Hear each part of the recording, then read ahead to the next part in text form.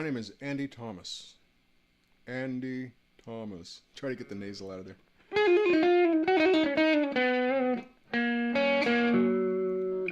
And I've been remiss in making this video, the intro video for this channel.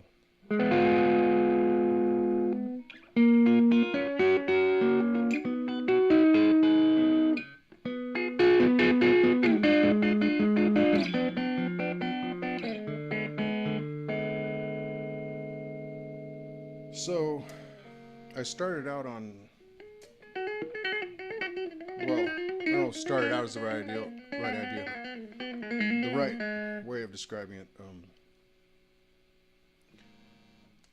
Well, yeah, I began, for the most part, putting music on the internet in 2009 through KVR Audio.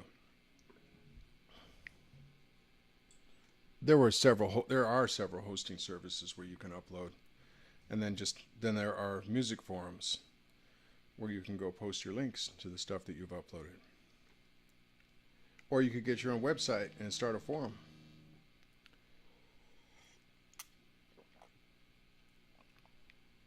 Anyway, I was posting stuff and then posting mixes and uploading links to the Music Cafe at KVR Audio. Also, the KVR Audio databases. See, it was in 2009 that I first started using VSTs. I had been using Boss 4-track and 8-track recorders, you know, the self-contained units that later had CDs that you could burn.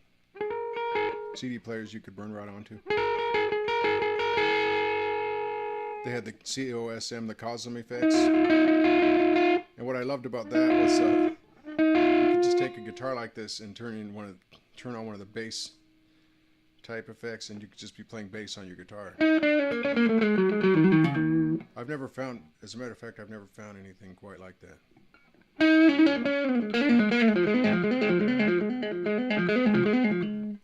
But those guitar effects sound in no way, I don't think they sound as good as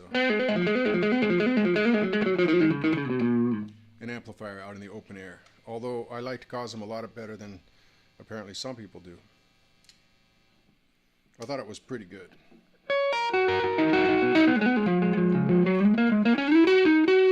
And like I was saying, the bass on Cosm effects I thought was really good. To be able to play a guitar like that and get a bass. But that's how I was making recordings. So in 2009, I started looking at VSTI. And it was a period of great discovery. Now I know just enough to be dangerous, for instance, with soft synths. I know what an ADSR is, more or less, you know. Or an LFO. Or the sound of a square versus sine versus saw versus triangle.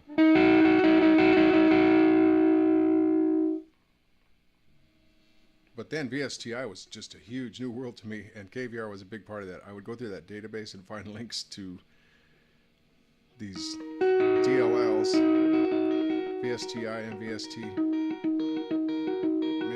Man, I had thousands of these effects and synths, and soft synths, and you know what? I think I have thousands of them today. There was a time in, I guess, 2012 or something where I cut down. Then I just went back to re-downloading, and the funny thing is I only use 2, 3, 4 synths, you know, as my go-to. Maybe I should explore again the way I used to. Lately I've been more into just kind of jamming with some backing tracks. Jamming in real time.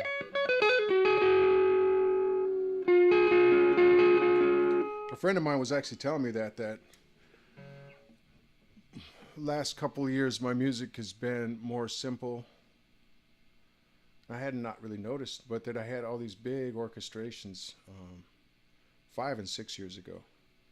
Okay, so nonetheless I discovered KVR, was uploading mixes there, was getting into VSTs within my Renoise host, which I purchased in 2010. I had been using this thing called Tunafish for sequencing, because I hadn't bothered to learn my Cubase LE MIDI sequencer. So I would sequence drums and bass and synthesizer parts in Tunafish, render them into audio, and import them into Cubase LE. Then put guitar and vocals. There was an effect in Cubase LE called Transformer I kind of miss. It was like a ring modulator. That's the only thing about Cubase LE that I miss. Although it might have had, with its wave format, I don't know. It had some pretty pristine audio quality, I thought. But Renoise is, it's just different. It's FLAC, you know. I think it sounds just as good. I think if I perceive a big difference between those two,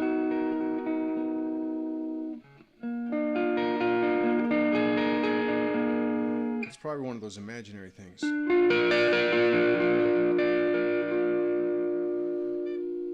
All that aside, the audio quality is good enough.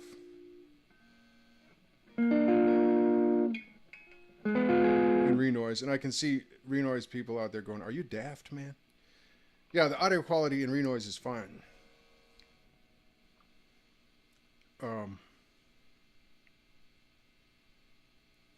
Renoise for sequencing just blew Tunafish out of the water, and it blew Cubase's MIDI editor out of the water. It's like working in a spreadsheet from top to bottom, you know. Instead of I'm going your left to your right, instead of the piano roll. And then I started understanding, you know, it helped that I came out of Microsoft and I had been in school a little bit, learning some assembly. This is all back in the early 90s. But I remembered Hex, so there's effects columns within, you know, that downward spreadsheet thing of Renoise. Your FX columns can employ hexadecimal. Your 00 through your FF, your 0 through 255, basically. I remember when I first understood what trackers were doing, I had kind of gone in and out of trackers looking at them and like trying to figure out what in heck is going on here and not figuring it out for a couple of months. And then one day the light went on and it was like, oh, okay, this thing is tracking up and down. It's not using any kind of symbols except letters and such, like A flat, A, B, B flat, that sort of thing. And then the register, like, okay, A flat 5, B flat 5, that. And then some hexadecimal over in the effects columns. And so that light went off like I was in Mad Tracker messing around, and I thought, well, I want a pro one. I want one that hosts VSTs and VSTIs like Tunafish or Cubase. So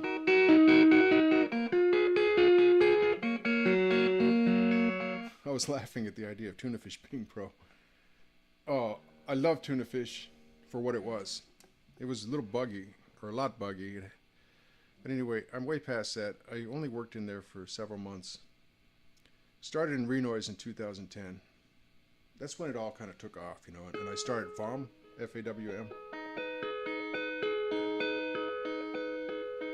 You know, I'd had a lot of recording gear back in the 90s and kind of bought and sold.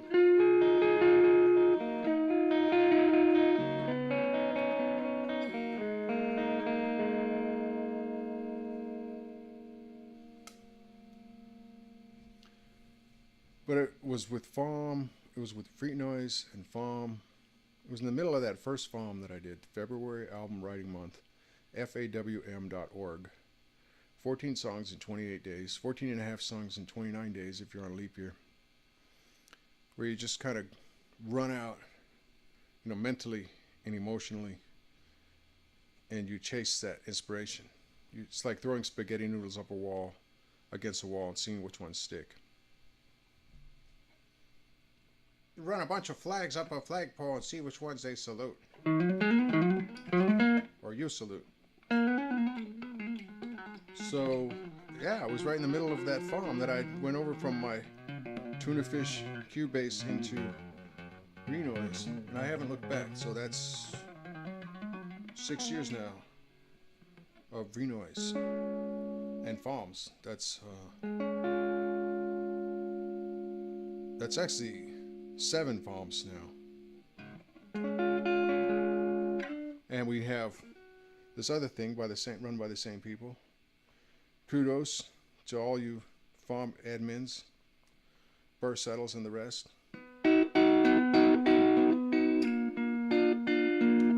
We have 5090 coming up in July through September. Pretty much, July 5th to October 2nd or something. You're expected to write 50 songs. You're not expected to do anything, but the goal is 50 songs in 90 days. So it's even a more rapid pace than FOM, which is only 28 days, but it's over 90 days. So you're even going faster and you're going longer. So imagine that, if you will. Dig, if you will, that picture, baby. Yeah, so I've been doing FOM and such. So what is this? What is it about me? I've only got, 3.5 minutes. Well, I started playing guitar when I was about 16. Went to some college for it. Took a private classical lessons as part of my college curriculum. I mean, a couple quarters, and learned some stuff. Found out who Leo Brower was and Villalobos. Leo Brower was something else. Went through a period in college where I was listening to Loudness and David Chastain, that sort of thing. But at the same time, I was listening to Django Reinhardt, Joe Pass, Wes Montgomery, and Sal Salvador. So I picked up a lot of stuff that I liked.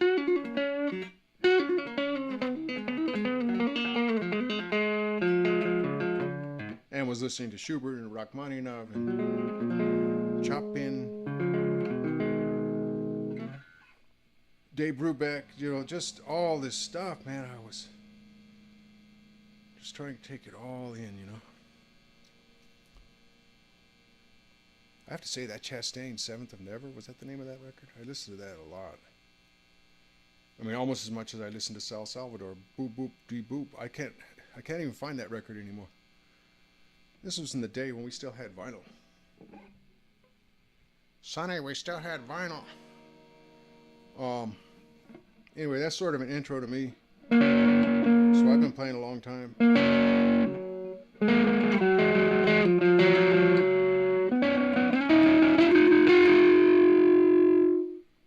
And I got really inspired by guys like Henning Pauly, Rob Chapman, Phil X. Okay, then there's that bald guy that has sold thousands of guitars and owns hundreds of guitars. He's a really cool guy. I'm sorry I don't remember your name offhand. There's a lot of guys out here demoing a lot of gear, and that's what sort of got me into this. I was like, yeah, I want to do that too, man. No, I'm broke. Yeah, now I'm really poor, but I have a lot of pedals. So maybe look for me on Reverb in the future and reverb.com and see if I'm selling pedals and such. Anyway, I wanted to do an intro video. So hi. I'm going to keep this going as long as I can. It's really fun. I haven't toured or performed, and this is like the closest thing I've had in a long time. So thanks for your views and your support or whatever, stopping by. Okay, see you around.